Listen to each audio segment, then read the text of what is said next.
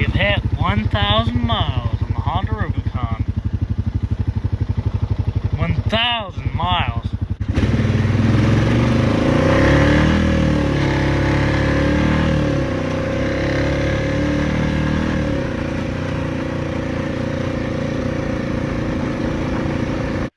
What is going on, everybody? Welcome back to the channel. In today's video, we're going to be doing a 1,000 mile review on this 2021 Honda Rubicon 520 with automatic DCT and power steering. So I guess that would make this a TRX 520 FA6, if I do believe I am correct on that. If I'm not, then oh well, I'm sorry. All I gotta do is look on the frame. I'm never wrong, never wrong. But anyways, we're gonna go over a few things with this here Honda.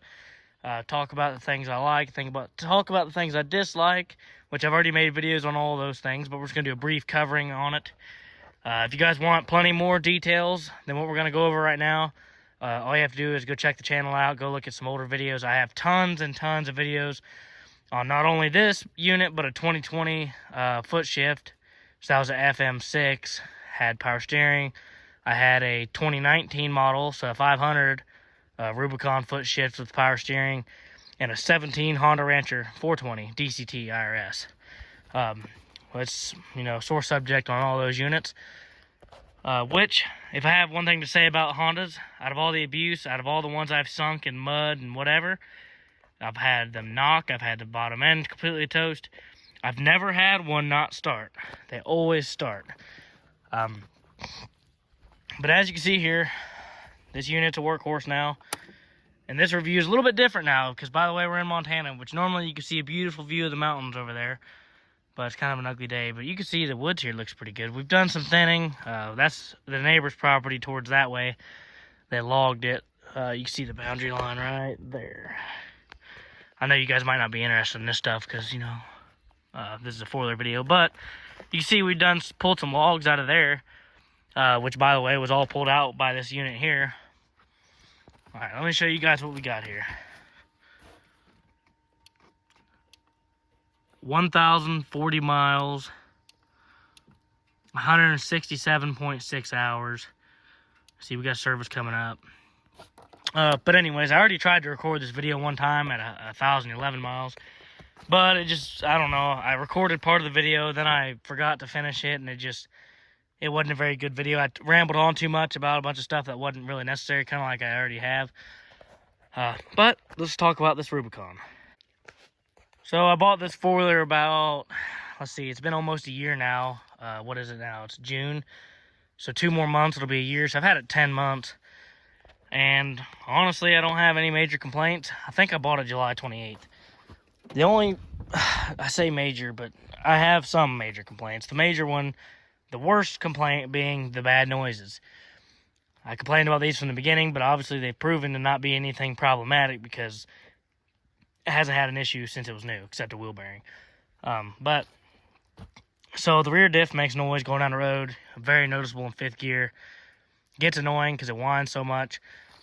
I've changed the fluid, don't know what the deal is.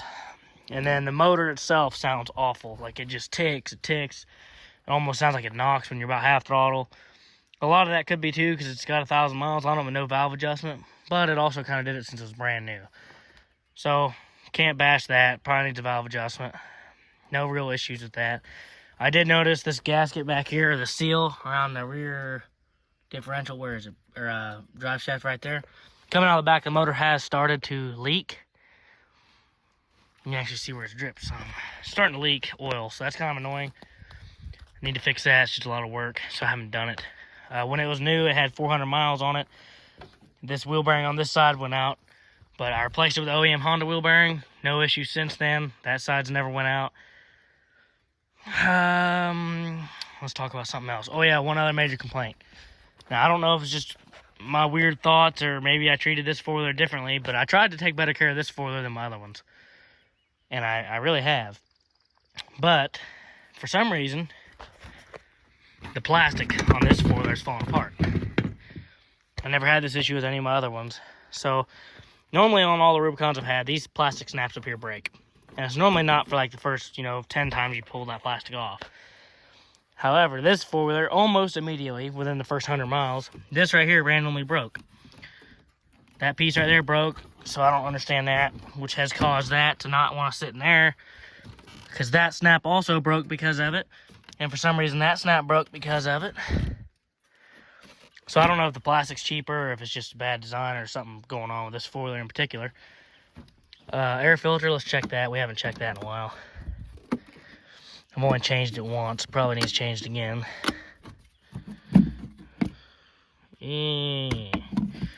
Still good for another 100,000. Speaking of 100,000, I'm not going to bore you guys with that 100,000 subject yet. We're going to get into that. So that's the major complaint. Plastic, bad noises. Shakes in the front end. I think it's just the tires, because I've had these tires on since it was new. So going on the roads, I kind of wobbling the whole thing. But this is the first four-wheeler I've had to make it 1,000 miles without having a torn CV boot. The winch, this worn winch I put on, I'm not sure what Honda put it on, but I'm not sure exactly what model it is. It comes with some gray synthetic rope. It's rated for 3,500 pounds, and it didn't come with that hook. I bought the hook. It had an ugly hook. So all these miles, all this abuse, pulling logs, pulling stuff I shouldn't have been. I've snapped the rope so many times, it's not funny. The winch has not given me a single issue. I haven't had any issue with that. The only other thing I did with the four-wheeler recently was I pulled the radiator out so that I could wash it because it was overheating. Never had an overheating issue till I got here, but it turns out it was still full of that good old North Carolina red clay. Another thing that happened as soon as I bought this four-wheeler, when you're riding it and you're going up a hill, this plastic, the seat always wants to pop out of the plastic right there, which I don't know why. I've never had that issue before. Not sure what the deal is with that. But right here, these are ODI Rogue lock-on grips, made in USA, 130 millimeter. You can get them on Amazon for less than 30 bucks. I get questions about them all the time, so I'm going to quit talking about them. I'm sick of hearing it. So there you guys go. That's the grips. I'm not going to go over it in every video. Not going to respond to every comment. I do run it in auto most of the time, and it works pretty good. As you can see, my buddy, he pressure washed my up arrow out. But the transmission, like I've said before, I've had very few mishaps. Most of the time, it's a matter of just cutting the key off, cranking it back up, and it works.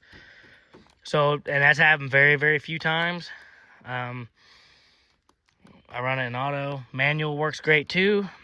Low range, this thing's a tank. You put it in low, it'll just pull like crazy.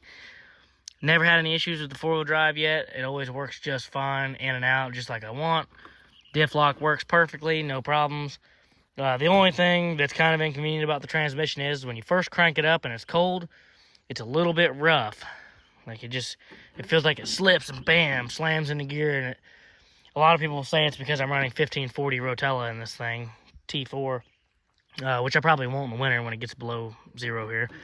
But it did it when it was brand new, and it did it when it had thin oil. So I don't think it has anything to do with the thick oil. By the way, that's all I've ever ran at any of my Honda four-wheelers is Rotella 1540. And I've gotten successfully over 1,500 miles out of each one of these engines. So don't tell me it's bad for it or it's going to ruin my clutches, because it's fine. Trust me, it's fine. I know too many people, including myself, that have run it with no issues. So some things I like about the Rubicon. The storage. As you can see here, I keep a scrunch in there. I keep my leather gloves in there. Which I love the storage more now that I'm out here in Montana. I'm not going to red clay mud that's above the handlebars anymore. I got some wedges in there. I got 2 worn winches and some spilled Budweiser. You got easy access to the radiator cap here. You can see the red clay still staining all that. Good old North Carolina red clay. Rear storage here. It's pretty good. Pretty good. Another thing I was going to go over. You see it's pretty dirty right now. That shock cover broke. I'm not sure why or how. I don't think it really matters though. I think if you're going enough dirt, it's going to get to the shock anyway. As you can see, the ball is shiny because this thing pulls a trailer and pulls logs out literally almost every day now that I moved here. I use this thing for work, and that's a fact. Max tongue weight 30 pounds. I promise you, if you've watched my other videos, this thing has done a lot worse. My Yamaha Kodiak, by the way, which everybody still says is because I abused it. I promise you, this hitch right here is way more durable than any Yamaha I've ever seen. I broke the hitch off Yamaha doing a quarter of what this thing's been through. Probably less than a quarter. As far as gas goes, I can go around here if I ride 40 miles per hour down the road, you know, average 35, 30 mile an hour, something like that. So not really running it wide open, but decent. I can get about 50 miles and then the fuel light comes on. That's also running these 27s, so not sure if it'd be a lot better. All my other four-wheelers seem to do about the same, maybe a little bit better. The headlights are still fine, holding up. I haven't gotten any moisture in them, even though I've ridden in some deep water back east. No issues there. You can see I got my setup here for my bar oil right there, my gasket can right there. And that's how I carry that stuff with the chainsaws and all that. Now you can see these tires. I don't think my alignment's perfect, which might have something to do with it, but you can see the back of the tread's way lower than the front of the next one, and so on. So they are wearing a little bit uneven in the front, but overall, after 1,000 miles, I mean, I'd have to compare them to new ones to really be able to tell you, but I don't think they've wore down that much. Maybe quite a bit. I don't know. Oh, that reminds me, squeaks. That's another complaint. It won't ever do it on video. But the front end normally creaked really bad, which I never had a problem with that either. Doesn't seem to be doing it now, so can't really complain. Love this new design here, where when you're in DCT, you go from neutral to reverse, or reverse to first, or first to reverse, so on and so forth. Which, if you guys want more questions about DCTs or foot shift, if that's your battle on which one you want, I have a whole video dedicated to DCTs and foot shifts. All you have to do is go to the 2021 Rubicon playlist, and you can find it in there. I'm also going to throw in some clips from my last video I tried to record, my failure of a video. So I'll throw in some clips because I got some views. Got some footage of the views so I can show off that. Well, let's head back down to the cabin and I'll show you guys a couple other little things.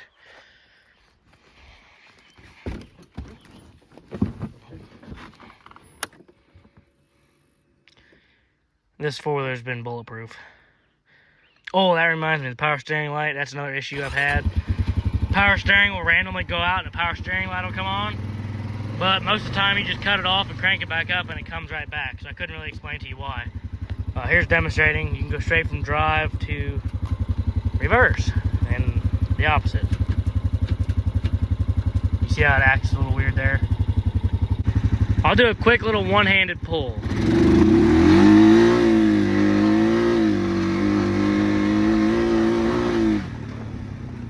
Not a very quick unit.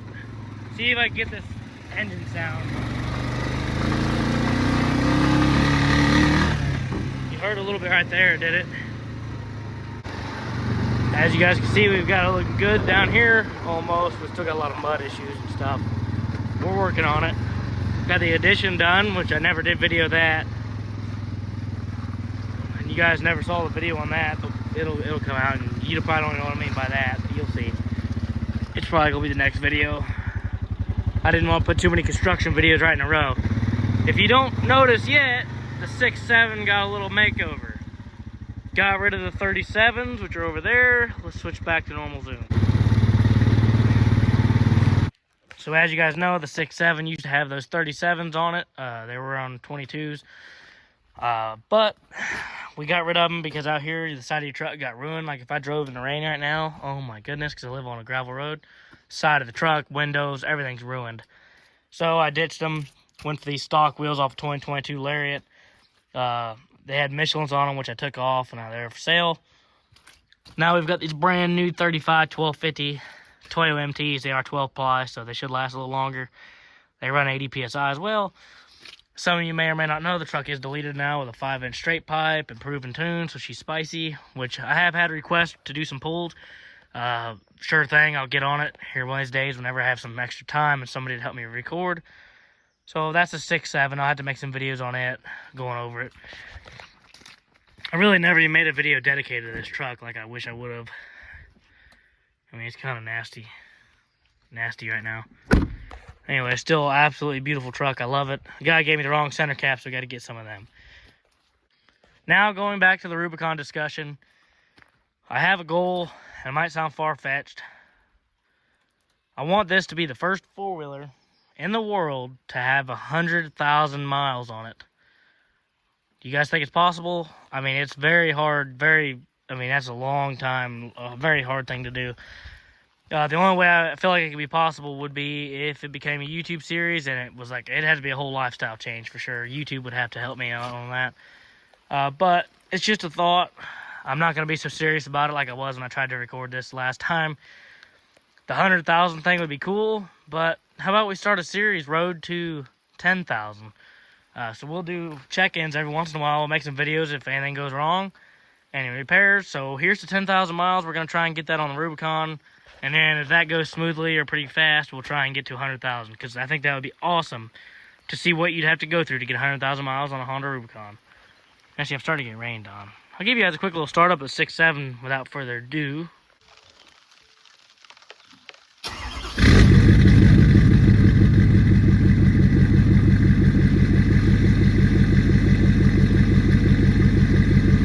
It's not cold out here, but I just want to give you guys that quick video there. But I'm going to get my day started. I hope you guys enjoy your day. I'm going to try and keep posting every week if I can. Every weekend, I guess. The Wi-Fi here is a little bit iffy, so you guys have to bear with me. Last Saturday, the last video I posted was 14 minutes long, and it literally took me 9 hours to get it to upload. So we're going to try and get this one done today, but we're going to park this bad boy. You guys want some more videos? Leave down in the comments what you guys want to see. Don't forget, there's a giveaway at 5,000 subscribers. Also, if you enjoyed the video, leave a like and subscribe for more. Help us get to 5,000. Get this video shared. Share it. Come on. All right, we'll see you in the next video. Thanks for watching.